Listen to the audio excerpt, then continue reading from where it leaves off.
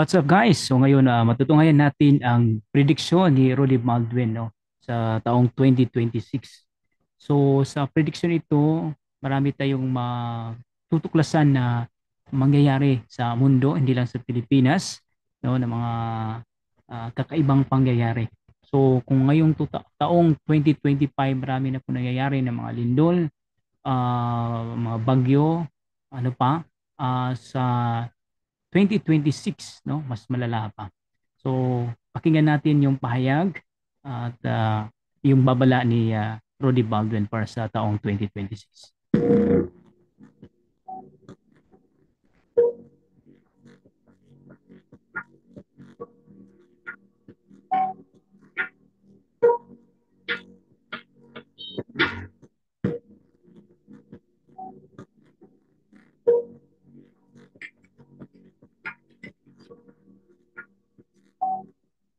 Patapos na naman ang taong 2025. So ito na naman po tayo. Lagi po akong nag-upload ng aking prediction mas maaga sa taon. So ngayong October, taong 20 na apoy, tubig at dugo. So sa madaling salita, nabubuhay na naman ang bloody year.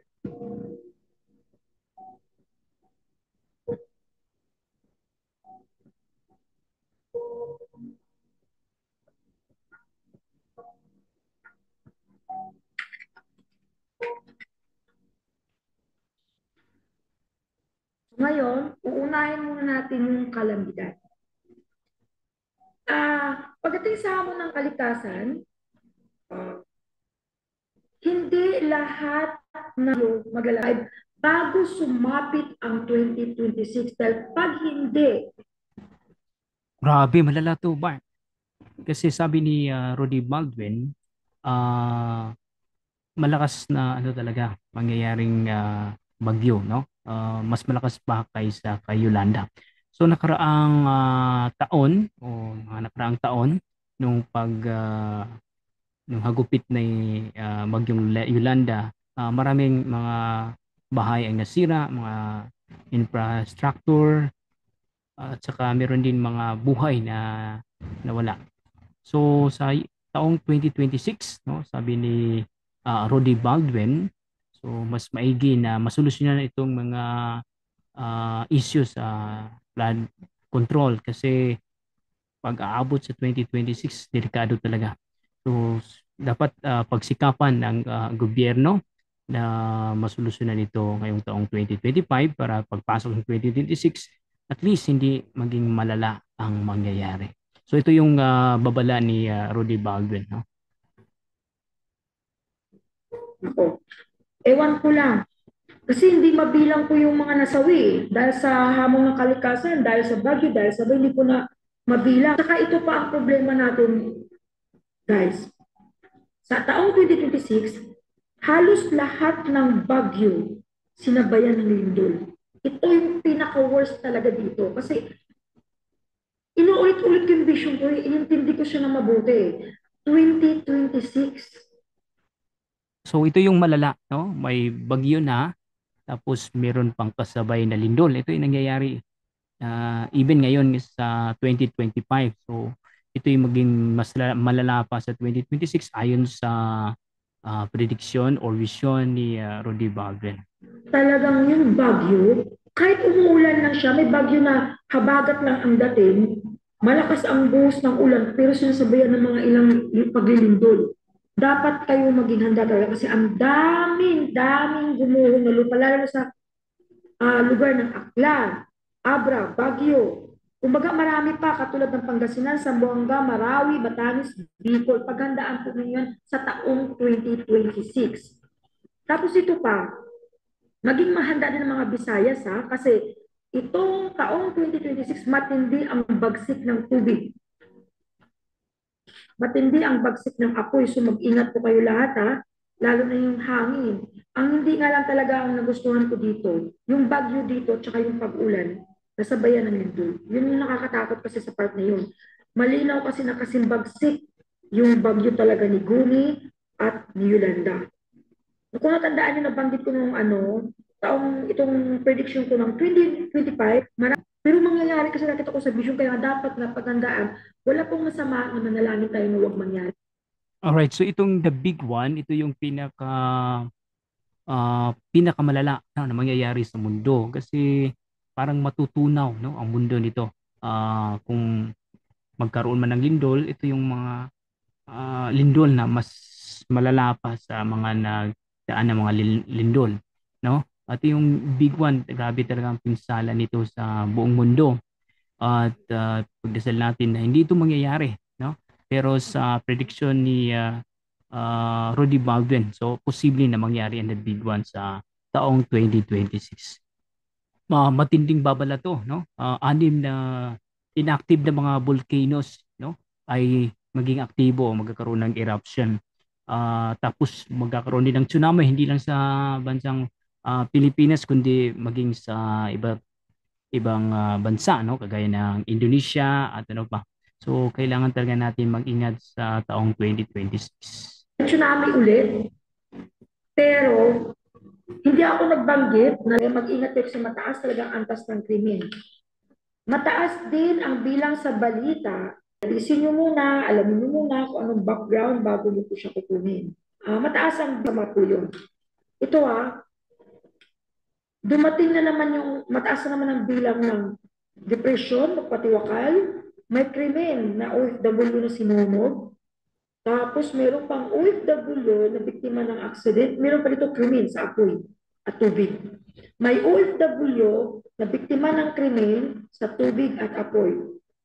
Kung kaya niyong pairalin yung ano, alam ko naman mga Pilipino, matapang pero kaso lang kasi, may krimen na ang suspect ay Pilipino din. Meron pa ako nakitang OFW na nilagay sa loob ng malita. Tapos sinunog. So mag-ingat kayo kasi mataas talaga. Meron pang pinutol-putol yung katawan ng OFW. Naku, mag-ingat kayo mga OFW kasi medyo hindi talaga po maganda. May anak naman na ano, ito pa, yung mga anak ninyo, huwag niyong basta ipagkatiwala kahit kanino. Quickly marami pong nasawi sa ibang bansa dahil sa lamig. Maganda lamang po mga OFWs kasi may OFW nasawi dahil sa lamig ng klima.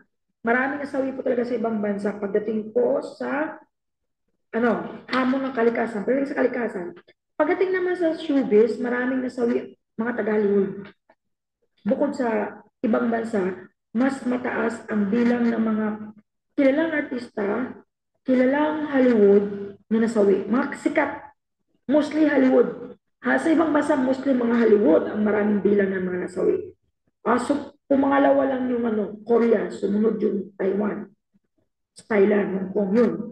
Pero, sa taong 2026, maging handa lamang ang mga taga-Hollywood kasi halos sunod-sunod po ang mga nasawi. Sila po yung, sa buong mundo, sila po yung mas maraming krimen na hindi inaasahan. Itong taong 2025, may sisiklab na krimen na hindi natin inaasahan. Isang krimen na talagang sinadyan at hindi lang 10 o 15 katao. Kung hindi maging alerto lahat, kung hindi maging maingat lahat, mangyayari po yung nakikita ko. So, hanggang dito na lamang po, yung po aking prediction sa taong 2026, it's a year of fears. Kumbaga, ang taong 2026 ay taong ng mabagsik na apoy, tubig at dugo. Maraming salamat po sa inyo lahat at mag-ingat po tayo.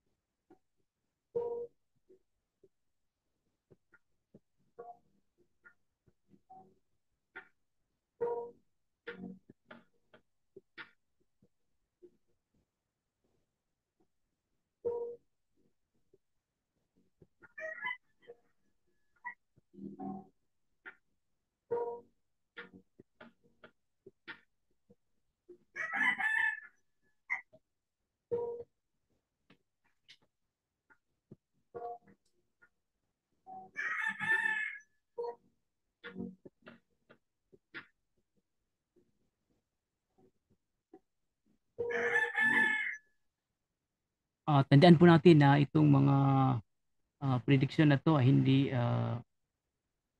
paraan ng pag tawag ito yung bang tinatakot tayo. Hindi, ang gusto lang talaga ni Rudy Baldwin ay maghanda tayo. Ito yung maging isang babala, course manalangin, at saka ingatan natin yung isa't isa.